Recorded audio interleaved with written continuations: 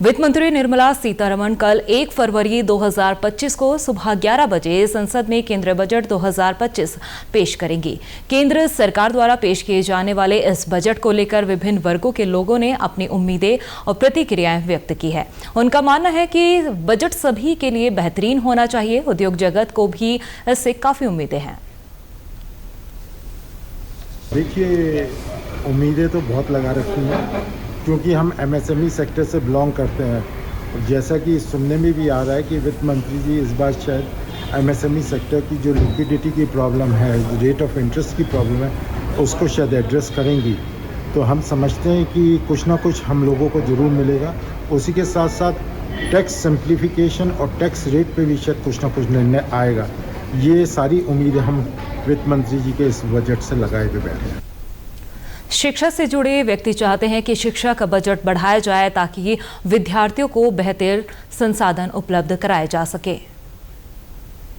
हाँ, तो मुझे लगता है कि केंद्र सरकार में जो वित्त मंत्री है बहुत सुलझी हुई है और ये उनके द्वारा प्रस्तुत जो बजट है वो ठीक होगा, ऐसी उम्मीद है।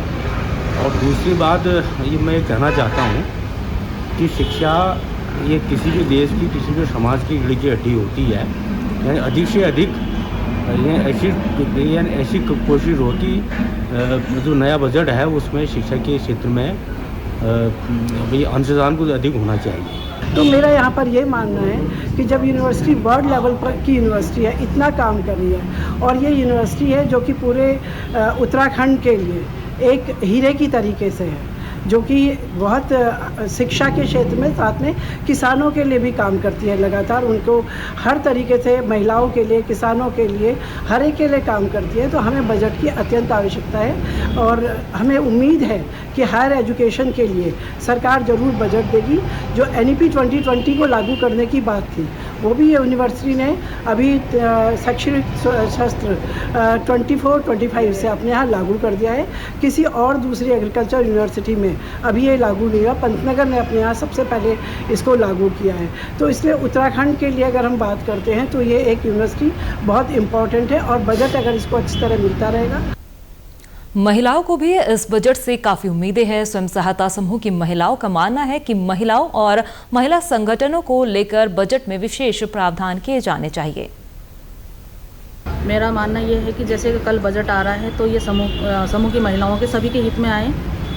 जैसे कि हमारे क्लस्टर जो है 2019 में इसका गठन हुआ था क्लस्टर का, तो इसमें सभी महिलाओं को अपेक्षा है, जैसे हमारे उसमें कम से कम 6 संगठन है। 6 संगठन में हम चाहते हैं कि सभी के अपने अपने ग्राम पंचायत स्तर पे अपना अपना संगठन भवन हो, ताकि उसमें अच्छी तरह से वो मीटिंग कर सकें। महिलाओं को शौचालय की दिक्कत होती है, इधर उधर मीटिंग करने में परेशानी होती है, उन परेशानियों का सामना करना पड़ता है। दूसरा, महिलाओं की जो बच्चे हैं वो शिक्षित हो, क्योंकि एजुकेशन लोन लेने में बड़ी परेशानी होती है, उसमें काफ़ी दस्तावेज लगते हैं। जो हमारे समूह जैसे क्लस्टर है, समूह है, संगठन है, इसमें अधिकतर जो लोनिंग जो पास होते हैं वो रोज़गार के पर्पज़ से होते हैं। तो महिलाओं को, जो समूह की महिलाओं के जो बच्चे हैं उनको इतना लोन नहीं मिल सकता, उसके लिए हमें बैंक में चक्कर काटने पड़ते हैं। तो मैं चाहती हूँ उसमें छूट मिले। और समूह जो है जो बेरोज़गार या मतलब गरीब महिलाओं से संबंधित, मतलब महिलाएं उसमें जुड़ी हुई हैं। सरकार को जो सबसे पहले तो बेरोज़गारी, जो बच्चे समूह की महिलाओं के पढ़े लिखे बच्चे हैं उनको सबसे पहले तो रोज़गार की उम्मीद है।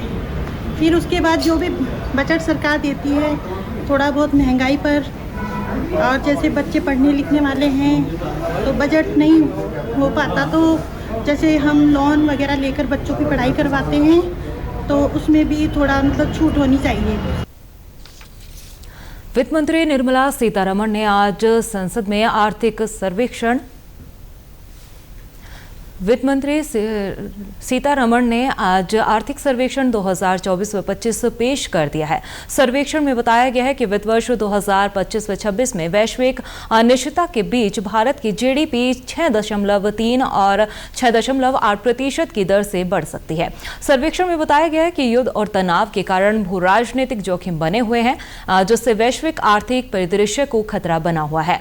सर्वेक्षण में आगे कहा गया कि भारत का सर्विस ट्रेड सरप्लस में होने के कारण समग्र व्यापार खाते संतुलन में बना हुआ है। मजबूत सर्विसेज के निर्यात के कारण वैश्विक सर्विस निर्यात में देश 7वें स्थान पर पहुंच गया है, जो इस सेक्टर में भारत की प्रतिस्पर्धात्मक क्षमता को दर्शाता है। आर्थिक सर्वेक्षण के मुताबिक महंगाई नियंत्रण में है। वित्त वर्ष 25 के अप्रैल-दिसंबर की अवधि में औसत महंगाई कम होकर 4.9 हो गई है, जो वित्त वर्ष 24 में 5.4% थी। वहीं आर्थिक सर्वेक्षण 2024-25 को लेकर मुख्य आर्थिक सलाहकार वी अनंत नागेश्वरन ने प्रेस कॉन्फ्रेंस की। इस दौरान उन्होंने कहा कि भारतीय अर्थव्यवस्था को मौजूदा स्तर से आगे बढ़ाने के लिए डीरेगुलेशन से रिफॉर्म की राह पर बढ़ना होगा।